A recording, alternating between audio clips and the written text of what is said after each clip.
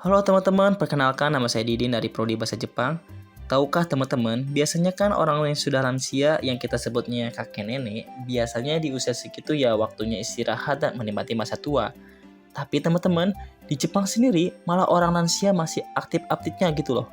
Malah pekerjaan berat pun masih ada. Wih, menarik untuk dibahas. Mari kita bahas.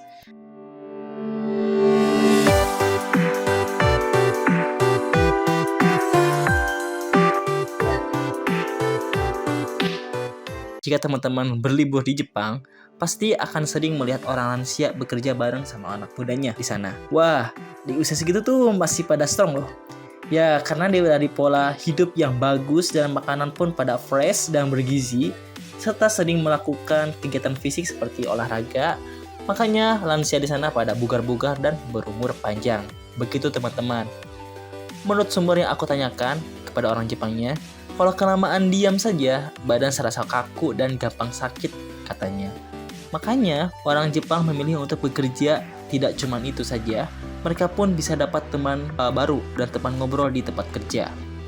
Oke, FYI, saat ini jumlah penduduk Jepang berusia 65 ke atas mencakup 29,1% dari total populasi 36,2 juta jiwa. Persentase ini meningkatkan dibanding tahun 2022 yang sebesar 29%. Tahukah populasi lansia pun meningkat per tahunnya, sedangkan populasi di Jepang semakin menurun dan sekolah pun banyak yang tutup. Menurut data pemerintah, sekitar 450 sekolah tutup setiap tahunnya antara 2002 dan 2020. Hampir 9.000 sekolah menutup pintu mereka selamanya, sehingga sulit bagi daerah terpencil untuk memikat penduduk baru yang berusia lebih muda. Pemerintah Jepang tentunya tak tinggal diam dengan fenomena ini. Perdana Menteri Fumio Kishida telah menyajikan langkah-langkah untuk meningkatkan angka kelahiran, termasuk mengandalkan anggaran untuk kebijakan terkait anak. Ia juga mengatakan menjaga lingkungan pendidikan sangat penting. Sayangnya sedikit yang telah membantu sejauh ini. Selain itu, pemerintah juga mengupayakan dengan memberikan layanan kecerdasan untuk menjodohkan warganya. Layanan ini dapat digunakan untuk menemukan pasangan cocok. Tuh, cocok nih bagi kita yang jomblo-jomblo. Makanya ayo kita ke Jepang. Selama beberapa dekade, populasi Jepang menyusut dan bertambah. Generasi muda di negara itu banyak yang menunda pernikahan dan mempunyai anak. Alasannya, ketidakstabilan mata pencarian dan kesulitan ekonomi. Kini, akibatnya, biaya perawatan lansia di Jepang membengkak karena jumlah generasi muda yang tidak mencukupi untuk mengisi pekerjaan dan membiayai berbagai program sosial dan kesejahteraan. Kementerian tersebut mengatakan bahwa dengan populasi generasi baby boomer yang memasuki usia 75 tahun atau lebih, penduduk Jepang terus bertambah tua. Dengan jumlah penduduk mencapai sekitar 125 juta jiwa, di Jepang terdapat hampir 13 juta orang berusia 80 tahun ke atas. Sementara ada sekitar 20 juta orang berusia 75 tahun ke atas.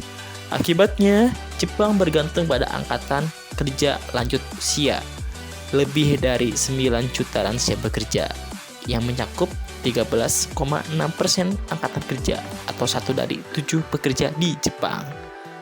Seperempat dari seluruh lansia di Jepang memiliki pekerjaan, namun jumlah itu lebih sedikit dibanding Korea Selatan yang berjumlah 36,2%.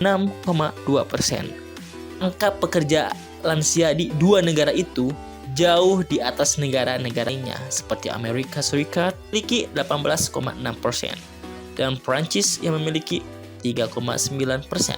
Bagaimana dengan di Indonesia?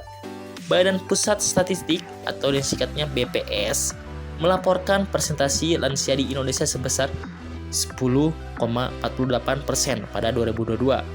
Angka tersebut turun 0,34% poin dibanding dengan tahun sebelumnya yang mencapai 10,82%.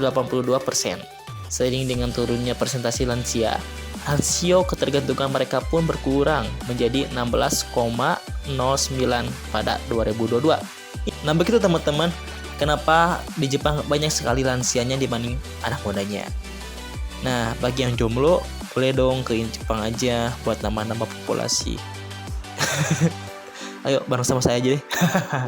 Oke. Segitu. Oke. Jangan lupa nih di like dan subscribe juga. Oke, bye-bye.